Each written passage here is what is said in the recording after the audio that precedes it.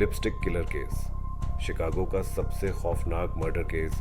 एक ऐसा कातिल जो अपने शिकार को बेरहमी से मारने के बाद दीवारों पर लिपस्टिक से संदेश छोड़ जाता था। एक मासूम बच्ची जिसका शरीर कई टुकड़ों में कटा हुआ मिला, और एक इंसान जो मरते दम तक खुद को निर्दोष बताता रहा। आज हम बात करेंगे शिकागो के सबसे खौफनाक मर्डर केस में से एक, लिपस्टिक किलर केस।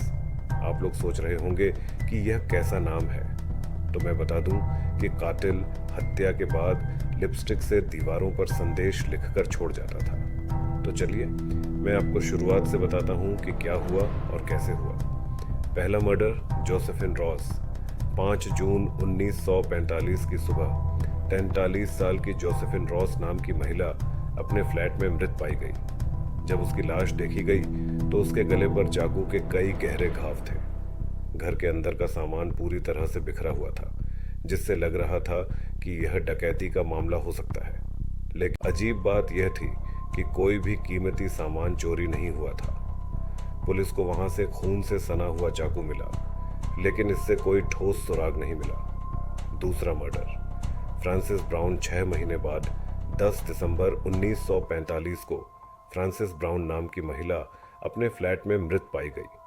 इसके गले पर भी चाकू के कई गहरे घाव थे, लेकिन इस बार कातिल ने बाथरूम की दीवार पर लिपस्टिक से एक खौफनाक संदेश लिखा था। भगवान के लिए मुझे पकड़ लो, इससे पहले कि मैं और लोगों को मार दूं।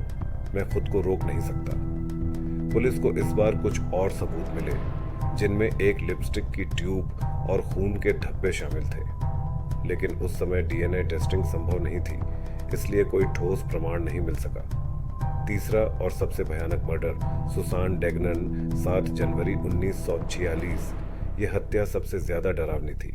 पहले की 2 हत्याओं से बिल्कुल अलग और उनसे भी ज्यादा क्रूर। 6 साल की मासूम बच्ची सुसान डेगनन को आधी रात में उसके घर से अगवा कर लिया गया। उसकी मां ने एक अजनबी की परछाई देखी थी और पुलिस को इसकी सूचना दी। अगली सुबह सुसान के माता पिता को फिरौती का नोट मिला, जिसमें $20,000, आज के लगभग 3 लाख रुपए के बराबर, मांगे गए थे। पुलिस ने तलाशी शुरू की, लेकिन कुछ घंटे बाद सुसान के शरीर के कई कटे हुए टुकड़े अलग अलग जगहों पर नाले और कूड़ेदानों में मिले।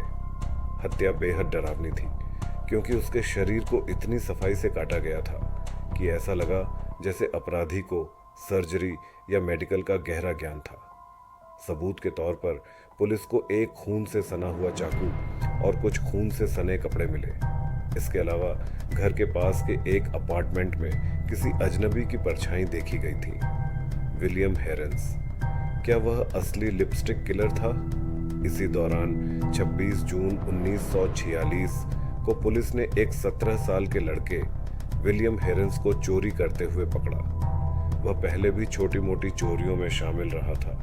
जब पुलिस ने उसके अपार्टमेंट की तलाशी ली तो वहां से महिलाओं के कपड़े और लिपस्टिक मिली। इसके बाद पुलिस ने उसे कड़ी पूछताछ के लिए हिरासत में ले लिया।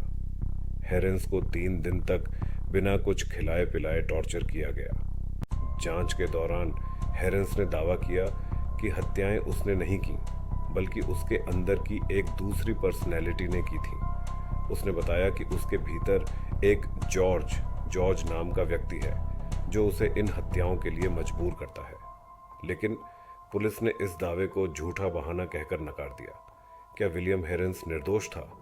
4 सितंबर 1946 को विलियम हेरेंस को तीनों हत्याओं का दोषी ठहराया गया और उम्र कैद की सजा सुनाई गई।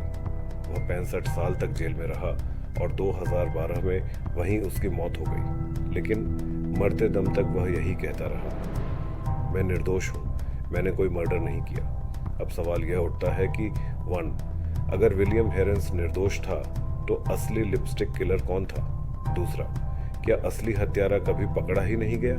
तीसरा, या वह आज भी कहीं आजाद घूम रहा है? निष्कर्ष, यह मामला आज भी कई लोगों के लिए एक रहस्य बना हुआ है। कुछ का मानना है कि पुलिस ने जनता को शांत रखने के लिए एक निर्दोष लड़के को फंसा दिया, जबकि असली लिपस्टिक किलर कभी पकड़ा ही नहीं गया। आपका इस केस के बारे में क्या सोचना है? क्या आपको लगता है कि विलियम हेरेंस सच कह रहा था, या फिर पुलिस ने सही व्यक्ति को पकड़ा था? आपके विचार कमेंट में ज़रूर बताएं।